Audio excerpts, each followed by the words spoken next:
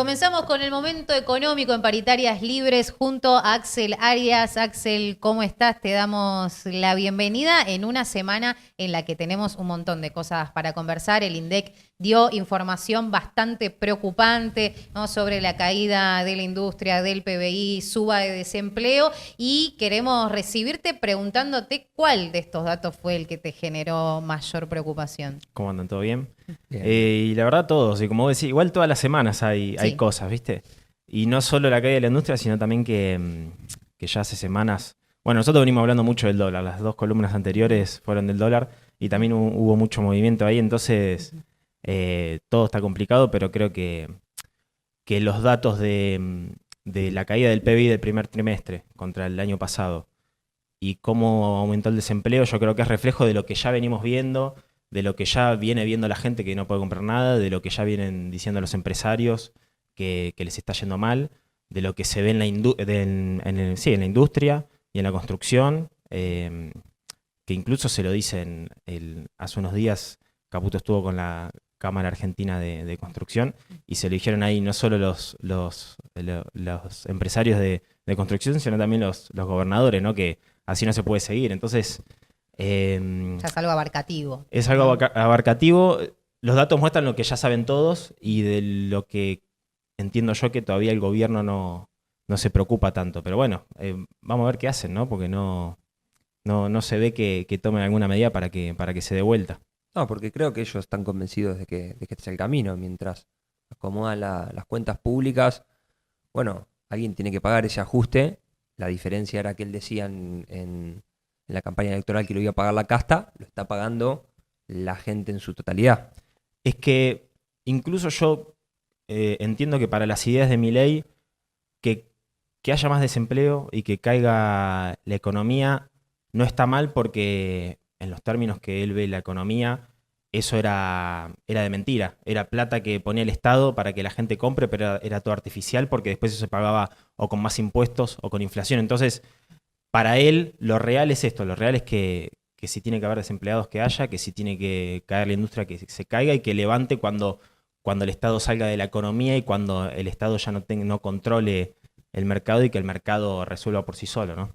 Bueno, otro de los datos también que se arrojó desde el INDEC es el aumento de la desigualdad, ¿no?, que es de la distribución justamente de los ingresos, que hace que la brecha en estos momentos entre la gente que está en situación de pobreza con los que están muy bien en clase alta, por ejemplo, por así llamarlos, es muy grande, ¿no? Es muy amplia y cada vez tiende a agrandarse más.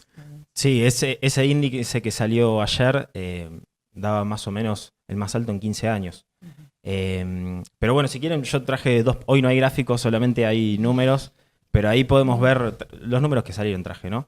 La caída del PBI, que es del 5,1%, eso contra el primer trimestre de 2023, que como digo, refleja lo que ya venimos viendo, y después del aumento del desempleo de 2 puntos porcentuales, del 5,7 al 7,7, que en términos de números, en términos de más desempleados, son casi 460.000 personas, ¿no? Eso engloba todo, engloba los trabajos registrados, los no registrados y los autónomos.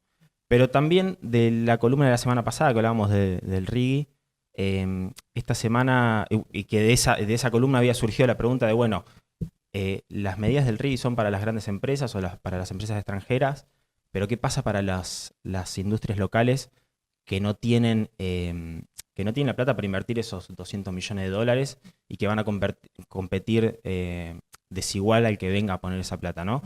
Y justo esta semana también salen los datos de las pymes y cómo viene la industria de la pyme. Para quien no lo sepa, una pyme son las pequeñas y medianas empresas que, si bien tienen una forma de clasificarse según qué servicio presten o a qué industria se dediquen, podemos hacer un gran corte en las empresas que tienen menos de 200 empleados, ¿no? Y ahí la industria cayó, voy a darme vuelta porque no me acuerdo bien, ahí está, un 19%. En mayo. 19% en acumulado de 2024. O sea, en estos 5 meses de enero a mayo cayó un 19%. Pero también es interesante ver qué le preocupa a las pymes, ¿no? Porque las pymes, como dije recién, son las pequeñas y medianas empresas, pero también pensemos que de todas las empresas que hay en el país, casi el 99% son pymes. O sea, casi el 99% tienen menos de 200 empleados y que del trabajo registrado las pymes dan el 65%.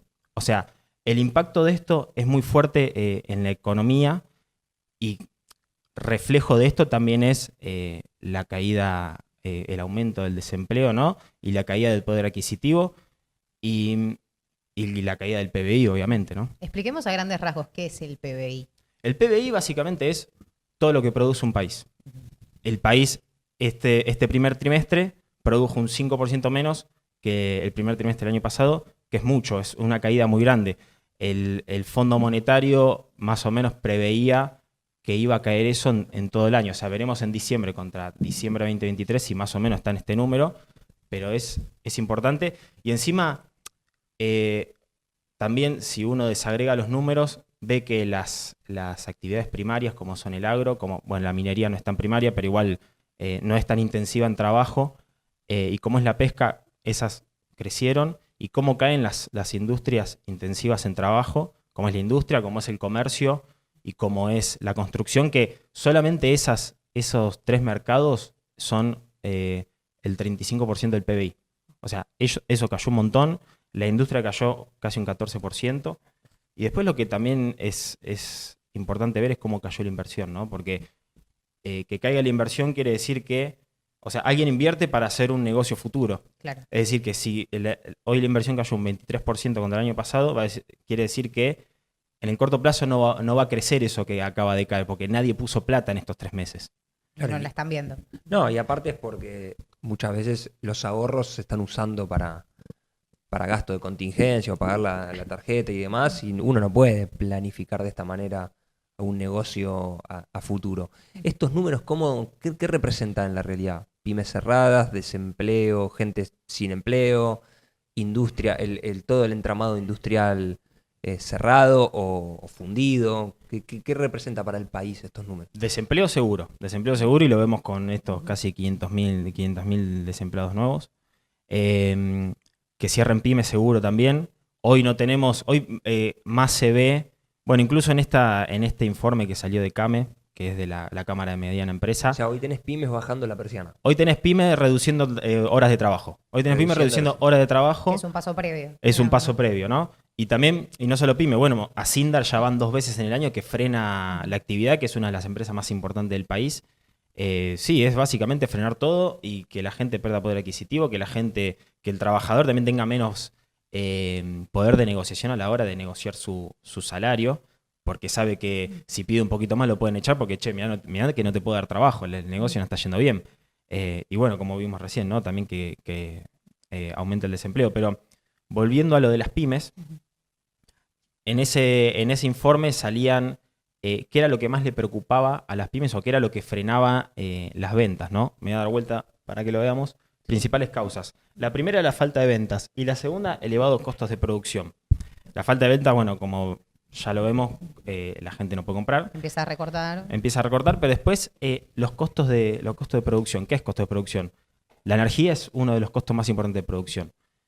Y el gobierno, para bajar el gasto fiscal, liberó los precios de energía, los dolarizó y aparte sacó subsidios a las industrias, ¿no? Entonces, en un contexto de recesión, que a una pyme le suba la luz un 700% y que además esa pyme sepa que la gente en la calle no le puede comprar y no poder trasladar los precios, el costo de la energía a los precios, le hace también tener menos rentabilidad y obviamente eso le hace bajar horas de trabajo y también le hace no invertir, no volver a invertir en su negocio futuro. Entonces, lo que veíamos antes de que cayó la inversión con respecto al año pasado y esta situación de las pymes, vemos que otra vez en el corto plazo esto no vemos que pueda llegar a mejorar. Más bien todo lo contrario, ¿no? Sí. Esta semana también habló el secretario general de la UOM, Abel Furlan, y él comentaba también, además de los 12.000 puestos de trabajo que se perdieron en estos primeros meses del año, la importancia que tienen los trabajadores que fueron capacitados para poder estar en cada uno de los sectores, de los metalúrgicos, ¿no? Y que para el empleador es muy difícil desprenderse de ese trabajador, porque lo capacitó, porque invirtió, porque es un bien un recurso de la empresa, entonces es muy complicado rescindirle ese contrato. Y en esta misma situación se encuentran un montón de trabajadores que son reconocidos como trabajadores calificados, ¿no? Que no es que se trata, obviamente que todo puesto de trabajo es importante, pero no se trata de algo que pueda hacer cualquier persona, digamos. Requiere que vos te formes y que en este momento también empiezan a estar en juego esas posiciones, ¿no? Claro, o sea, hay industrias que los trabajadores están muy calificados y que no solamente es, bueno, hecho a una persona porque no le puedo pagar el sueldo, sino también es, che, y si mañana, supongamos que esto levanta y tengo que conseguir a alguien nuevo y esa persona ya consiguió trabajo, Claro, empezás de cero. empezás de cero con alguien que quizás necesitas un año para que aprenda todo el laburo y que eso es perder productividad, eso es perder tiempo y eso es perder plata también. Claro. Después, lo otro que quería traer de las pymes era que había una pregunta que es si vos le podías pedir algo al gobierno, ¿qué sería? Y es medio contradictorio, ¿no? Lo que le podrían pedir, porque uno es la reducción de impuestos, contradictorio para el gobierno, ¿no? Sí. La reducción de impuestos, y el segundo es que estimule la demanda, ¿no? ¿Y eso qué significa? Menos recaudación para el Estado y que el Estado además ponga plata para que la gente pueda ir a comprar. Y eso choca con los objetivos del gobierno, porque el gobierno quiere mantener el superávit fiscal. Vemos que el superávit fiscal hoy está atado con pinzas porque ya recortó un montón, porque ya no puede recortar más, y además porque de muchos sectores ya le están pidiendo, che, hace algo porque esto ya no aguanta más, como decíamos al principio. Gobernadores y empresarios le están pidiendo, che, otra vez pone plata en obra pública porque así no podemos estar. Y ahora las pymes, los industriales están diciendo, por lo menos bajame los impuestos. No hablan del costo de la energía, aunque ese también podría ser una medida que toma el gobierno, subsidiar de vuelta la energía para producir con menos costo y además hacer algo para que la gente nos vuelva a comprar. Entonces, hay que ver también si el gobierno toma esta demanda de parte del sector privado y a ver si hace algo para que en el corto plazo, o en el mediano plazo ya, porque en el corto plazo no, en el mediano plazo a ver si levanta un poquito. ¿En qué situación se encuentra el dólar en este contexto? Y el dólar está más o menos como está la economía en general, ¿no? Hace más o menos 3 semanas que se está moviendo mucho. El dólar blue aumenta todos los días. El dólar blue aumenta todos los días. Yo creo que también impactó mucho el comunicado del FMI, porque el FMI le está pidiendo cosas al gobierno que el gobierno no quiere hacer. El mercado también ve que el tipo de cambio real, o sea, vos tenés el tipo de cambio nominal, que hoy es el oficial a 950 pesos, después está el blue a 1300, pero después el tipo de cambio real es tu tipo de cambio comparado con los países con los que comerciás. Es decir, si tu tipo de cambio no es competitivo, y quizás sí Brasil es más barato para alguien que viene a comprar de afuera, ¿no? Entonces, en ese sentido, hoy Argentina volvió a ser caro. Es decir, hoy para un inversor extranjero va a preferir poner la plata en Brasil o en otro país porque le es más barato. El mercado ve eso. Y después también que el gobierno esperaba que desde el campo le liquiden los dólares, no se los están liquidando. Hoy más o menos está muy cerca la liquidación de dólares a lo que fue el año pasado con sequía. Claro. Y eso obviamente que en la economía te genera mucho movimiento, no solo por el precio del dólar, porque nosotros acá en Argentina sabemos que el dólar es como el síntoma de cuando hay alguna inseguridad o cuando el mercado hay algo que no le gusta, pero también te genera ciertos movimientos que, como por ejemplo, no sé, yo soy exportador, ¿no? O lo que está haciendo el campo, tengo que liquidar. Y bueno, yo veo que el blue se está yendo a 1.300, 1.400 pesos y el oficial está a 950. Y sé que el gobierno no está pudiendo resistir ese movimiento del dólar. Digo, bueno, no lo liquido porque sé que capaz que en 2, 3 semanas me van a dar 1.400 en vez de 950. Y el importador al revés. El importador dice, che, tengo las importaciones baratas, entonces voy a comprar ahora, me voy a estoquear, porque capaz que mañana el dólar está a 1.400 pesos y no puedo comprar. Y eso genera muchas especulaciones en el mercado que hace que se muevan los precios, que la inflación acá siempre reacciona al movimiento del dólar, que genere mucha incertidumbre y que nadie sepa para dónde vamos a salir, porque además también lamentablemente acá en Argentina pasa mucho de esto de, como sale Caputo a decir ahora, ¿no? nosotros vamos a devaluar el 2% mensual, de ahí no se va a mover, pero sabemos también que muchas veces pasó acá, que el lunes sale el ministro de Economía y dice, che, Al final sí. al final el dólar va a estar 1.500 pesos, no lo pudimos sostener. Claro. Y bueno, después con el comunicado del FMI, el FMI además de darle de pedirle ciertas cosas al gobierno, también está diciendo a mí que no te voy a prestar plata. O sea, no vas a ni sacar el cepo con mis dólares, ni vas a dolarizar con mis dólares.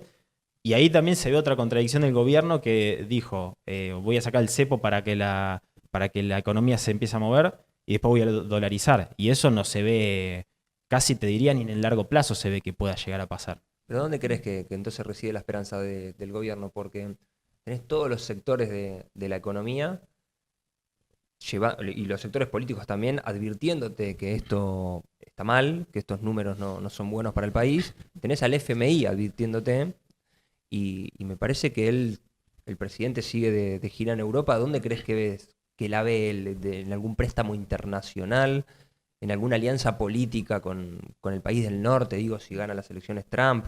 ¿Dónde crees que reside esa esperanza? Yo creo que hay tres cosas. Primero, el principal, hay un sesgo ideológico, que él, hablo particularmente de Milei, ¿no? Que sacando al Estado de la economía se va a mover. Yo creo que ahí hay algo ideológico. Él dice que no hay país en el mundo que no celebre lo que está haciendo. Claro, bueno. Por eso te digo, es ideológico. Después, creo que apuesta mucho al RIGI, lo que hablábamos la semana pasada, como esas exenciones impositivas y después ese libre movimiento de dólares, ellos creen que le va a dar a los inversores extranjeros una seguridad para venir y poner la plata. Y tercero, yo creo que sí que están apostando mucho a que gane Trump en Estados Unidos y que él cree que es amigo de él y que le va a alargar la plata. Pero la semana pasada también vimos como Trump dijo, che, yo a Ucrania no le quiero dar más plata para la guerra con Rusia. Entonces, yo creo que eso también es un símbolo de no le voy a dar más plata a este para la guerra, pero tampoco me voy a meter en las economías del resto y le voy a dar plata al resto para que ellos logren sus propios objetivos. Así que esos para mí son los tres movimientos que están esperando, pero no creo que, yo no la veo. ¿Y con esta situación podríamos empezar a pensar que está fallando el plan económico del gobierno? Yo creo que sí. Yo creo que lo principal es el sesgo ideológico que tiene Milei, que no se mueve de donde está. Y yo creo que en el corto, mediano plazo van a tener que ser más creativos para que la economía se empiece a mover, porque obviamente que todos queremos que esto se revierta, porque son empresas cerrando, son pymes cerrando, como vos decías, son trabajadores que se quedan sin trabajo y de un trabajo quizás muy especializado que después se tarda mucho en volver. Entonces, yo creo que sí, hoy no está funcionando, yo creo que no sé cómo van a hacer y lo más difícil creo que es el sesgo ideológico, correr el sesgo ideológico. Así que lo del premio Nobel que hablaban antes, no sé si va a pasar. No. Cambian todas las reglas si era el premio Nobel a él. Bueno, si esto no está funcionando, vaya escribiendo el propio plan económico de gobierno usted. Vamos a hacerlo. Dale vamos a hacerlo. Te veo con el Me Nobel bancan. económico. Sí, olvídate. Buenísimo. Gracias, Axel. Nada.